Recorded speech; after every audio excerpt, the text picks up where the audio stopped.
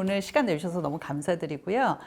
저희 시청자들 위해서 간단하게 본인 소개 좀 부탁드려도 될까요? 네. 마케팅 대행사 송앤파트너스를 운영하고 있는 송준용이라고 합니다. 챗GPT를 사용하면서 경험했던 것을 가지고 최근에 챗GPT 사용 설명서라는 책도 출간을 했습니다. 저희가 송 대표님을 모신 이유는 마케팅 전문가이시면서 또 챗GPT를 일찍부터 좀 연구를 하신 분이어서 오늘 그런 부분 관련해가지고 여러 가지 얘기를 드리려고 오늘 좀 모셨습니다. 제가 아는 데까지는 최대한 의견을 드려보도록 하겠습니다. 예. 챗GPT가 정말 대단하죠. 요새 최단 기간 월간 활성 사용자 수 1억 명 도달이라는 이제 엄청난 기염을 좀 내뿜고 있는데요.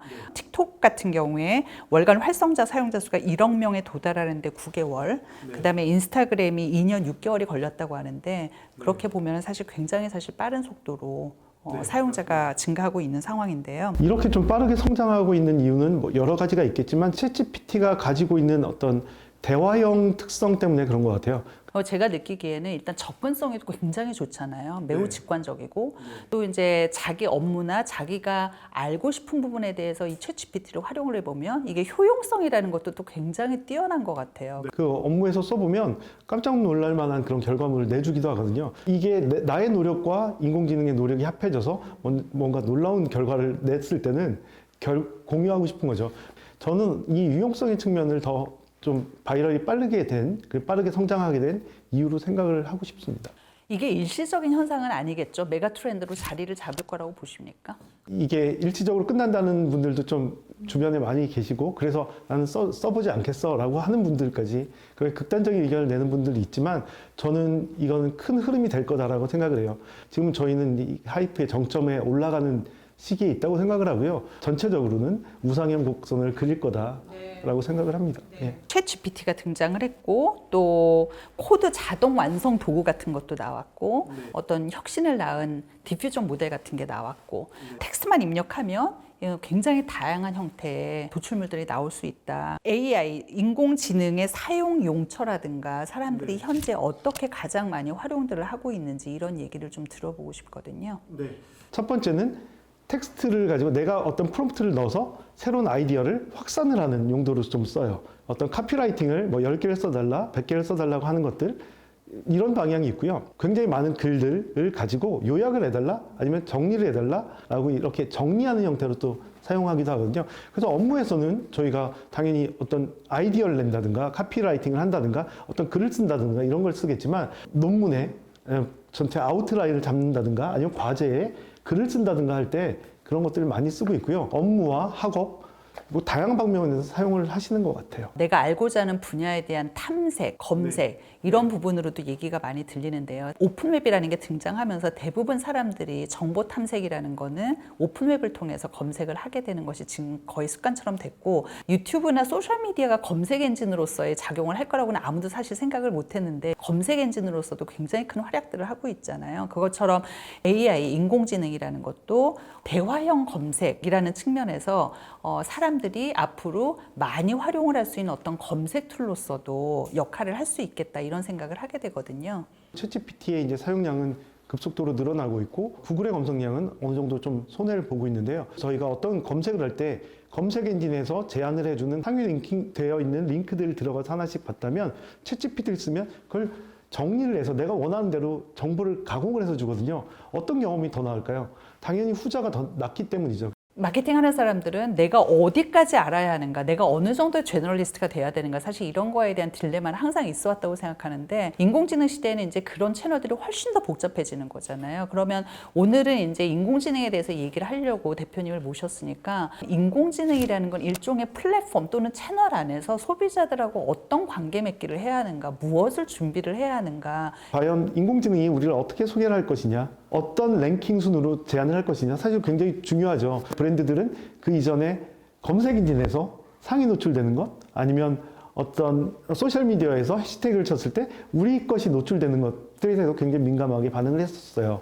인공지능이 어떻게 판단을 하고 어떻게 보여주는 것이냐 그리고 그것을 과연 우리가 통제할 수 있을 것이냐라는 문제로 이렇게 도달하게 되는 것 같아요. 브랜드가 할 수 있는 것들은 이제 여러 가지 방법이 있을 텐데 인공지능에 적응하는 것 첫째, 둘째는 인공지능에 맞는 콘텐츠와 메시지를 개발하는 것 두 가지로 될 것 같아요. 그러니까 저희가 할 수 있는 건 수동적인 역할이 될 건데 사실 제가 관심 있는 부분은 사실 후자예요. 우리를 위해서 일을 하게 해줄 것이냐, 정말 우리가 좋은 제품을 만들고 좋은 가치를 갖고 있고 고객의 문제를 해결할 수 있다고 하면 인공지능을 통해서 전달을 해줘야 되는 거잖아요.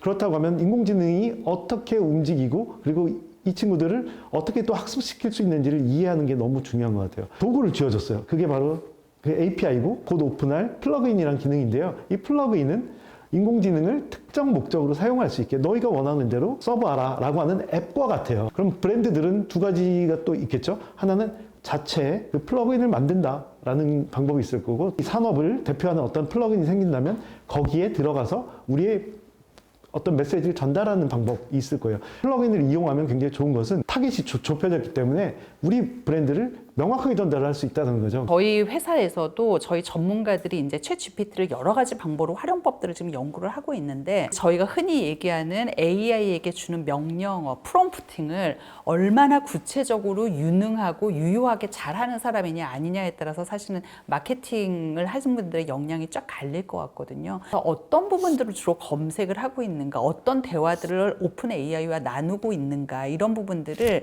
오픈 AI에 어떤 형태의 컨텐츠 샘플링 같은 것들은 학습을 좀 시킬 수 있을 것 같다는 생각이 들거든요. 굉장히 좋은 접근인 것 같아요. 소비자들은 어떤 것을 검색을 하고 있고 우리 브랜드들은 어떻게 그 결과에 노출될 것이냐. 그래서 브랜드들은 우리를 찾아왔던 어떤 검색 키워드로 왔는지는 대부분 갖고 있을 거라고 생각을 해요. 오픈 AI가 가지고 있는 단점 중에 하나라고 하면 이제 확증 편향성이라는 게 분명히 있잖아요. 사람들이 점점 오픈 AI에서의 검색에 의존하게 되면 그 확증 편향성이 소비자들한테도 전이되거나 전염될 가능성은 충분히 있다. 저희 회사에도 오랫동안 이제 써왔던 방법으로 마스터 내레이티브라는 방법론이 있습니다. 어떤 브랜드들을 소비자들한테 인식시키기 위해서는 브랜드를 잘 설명할 수 있는 문구가 만들어져야 되고, 그 문구를 아주 일관되고 통일성 있게 모든 관련된 채널에 확산을 시켜야 소비자들이 아주 강력한 브랜딩을 가지게 된다. 이게 이제 마스터 내레이티브라는 방법인데, 오픈 AI에다가 브랜드에 대한 컨텐츠를 학습을 시킬 때 저는 반드시 도입을 해야 된다고 생각을 하거든요.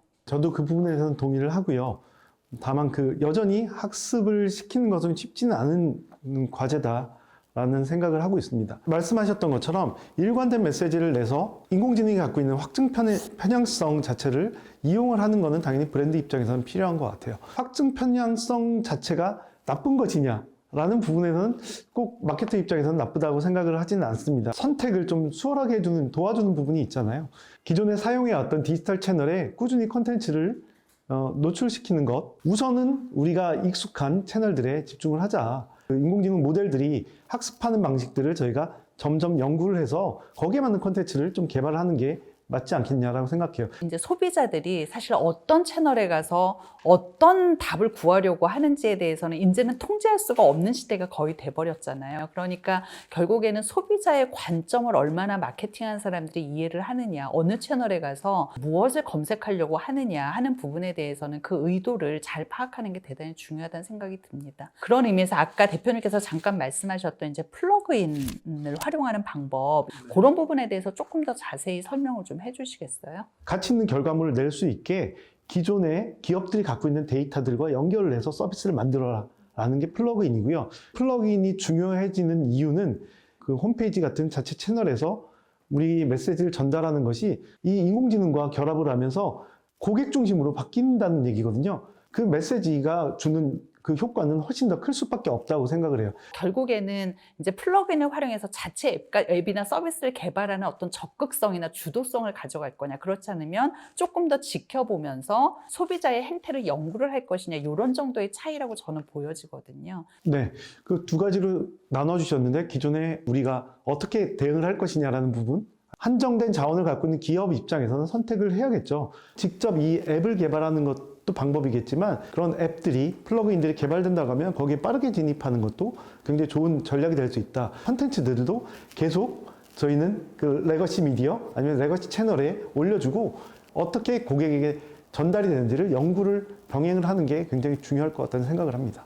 광고 얘기를 조금 해보고 싶은데요. 특히 검색 광고. 오픈 AI가 검색 엔진으로서의 활동량 또는 이제 영향력을 행사할 가능성도 충분히 있지만 브랜드의 주도권을 가져오려고 하는 끊임없는 노력은 반드시 할 것이다. 그렇게 생각을 하거든요. 그 로드맵이라고 해야 될까요? 이런 혹시 제안을 하실 만한 부분들이 있으실까요? 단계가 지어지는 어떤 로드맵보다는 동시에 여러 가지를 좀 준비를 해야 된다고 생각을 해요. 과연 이 인공지능 자체가 이런 채널 역할을 해줄 수 있는지를 먼저 테스트를 해야 돼요. 우리의 소비자들은 어떻게 인공지능을 쓰고 있는지, 그리고 그 안에서 어떤 것을 얻으려고 하는지를 좀 탐색을 해봐야 될 것 같아요. 마케팅하는 사람들한테 캠페인의 기획이라는 건 굉장히 중요하거든요. 사람들이 우리 브랜드를 선택할 수 있도록 유도를 할 것인가가 결국엔 캠페인 기획의 원론적인 목표인데요. 캠페인을 좀 재미있게 기획을 해서 소비자들을 파워풀하게 유도를 했다던가 이런 케이스가 있으시면 대표님 소개를 좀 해주시겠어요? 사람들이 이제 케찹이라는 단어를 넣어갖고 이미지를 생성을 하는데 그 결과물이 굉장히 흥미로웠던 거죠. 모든 케찹병이 다 하인즈 로고가 찍혀서 나온 거예요. 사실은 이걸 고도의 전 기획이 들어갔다고 생각을 하거든요. 굉장히 높은 확률로 우리 브랜드가 노출이 될 것이다라는 걸 이미 알고 있었던 거죠. 인공지능을 우리가 캠페인에 활용한다고 하면 예측 가능성이 굉장히 중요하거든요. 우리가 원하는 대로 메시지가 노출되게 하기 위해서는 어떤 프롬프팅을 제안을 해야 될지를 고민을 해야 되는 거죠. 어떤 맥락 안에서 케첩을 넣어도 하인즈가 나온다고 하면 너무 행복한 고민이겠지만 사실은 작은 브랜드들은 그렇게 하기는 어렵잖아요. 우리 브랜드가 아직 약하지만 그래도 우리 브랜드가 노출될 수 있는 어떤 프롬프팅 방법은 무엇인지 그런 부분을 연구를 해서 제안을 하는 게 굉장히 중요하겠죠. 하인즈 케이스는 굉장히 강력한 캠페인이었던 것 같아요. 인공지능 시대에는 프롬프팅이라는 게 그런 면에서는 너무나 사실 중요하다. 그리고 프롬프팅은 어느 순간 갑자기 길러지는 역량은 아니라는 생각이 들거든요. 그 프롬프팅을 하다 보면 당황하게 되는 이유가 굉장히 좋은 결과를 내주다가 어느 순간 되면 굉장히 엉뚱한 결과를 내줄 수가 있거든요. 그 안에 미리 설정된 어떤 자유도라는 게 있어요. 그래서 챗GPT 앱에서는 저희가 그 부분을 컨트롤을 할 수가 없습니다.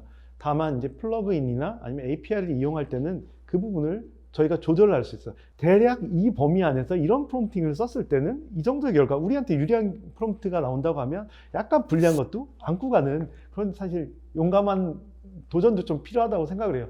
처음의 시도는 항상 위험하잖아요. 그렇지만 처음의 시도로서 일찍 하는 시도들이 가지고 있는 나름대로의 또 밸류가 분명히 있는 것 같아요. 소규모 브랜드들은 오히려 이런 인공지능 플랫폼에서 그런 굉장히 신선한 시도들, 신선한 캠페인 기획 같은 것들을 통해서 큰 브랜드들이 갖지 못하는 어떤 선수치기를 가지고 나가볼 수도 있겠다. 그런 생각은 드네요. 한계라고 하기보다는 좀 특징으로 보는데 이런 특징을 안을 수 있는 브랜드가 사실 인공지능 시대에 좀 더 경쟁력을 가지지 않을까라는 생각을 해봅니다. 네. 다음 주제로 넘어가기 전에 저희가 지금까지 얘기했던 걸 한번 좀 정리를 해보고 넘어가면 좀 좋을 것 같은데요. 챗 GPT는 굉장히 빠르게 성장하는 거 맞고 분명히 메가 트렌드로 방향성을 잡은 것은 맞다. 단순히 컨텐츠를 배포하는 방식으로 챗 GPT에게 브랜드 컨텐츠를 학습을 시키거나 학습을 유도하는 것은 매우 어려운 일이 될 것이고 캠페인 기획이라든가 마케팅 하는 사람들이 챗 GPT에 들어가서 브랜드에 대한 테스트를 끊임없이 해본 결과 이런 캠페인을 통해서 소비자들한테 우리 브랜드를 인식을 시킬 수도 있겠다는 확신이 들거나 조금 위험성이 따르더라도 그런 시도를 해보면 브랜드의 컨텐츠를 그런 캠페인을 통해서 챗 GPT에게 학습을 시킬 수 있는 방법들도 있겠다. 이런 결론을 저희가 낼 수 있을 것 같아요. 제가 하나 더 말씀을 드리자면 마케터는 결국 고객을 보고서 일을 하는 사람이거든요. 고객이 어떻게 바뀌고 있는지를 계속 들여다보는 게 너무 중요한 것 같아요. 인공지능을 바꾸는 것보다 고객이 정말 옳은 판단을 할 수 있도록 가치 있는 판단을 할 수 있도록 계속 제안을 해주는 게 가장 중요한 시도인 것 같습니다. 도구로서의 플러그인도 중요하고 그런 어떤 앱을 만드는 것도 중요하지만 결국은 고객이 바른 선택을 할 수 있도록 우리 브랜드가 어떻게 도와줄 것이냐라는 부분이 핵심인 것 같아요. 다음 시간에 이 부분에 대해서는 좀 더 자세히 이야기 나누면 좋을 것 같습니다.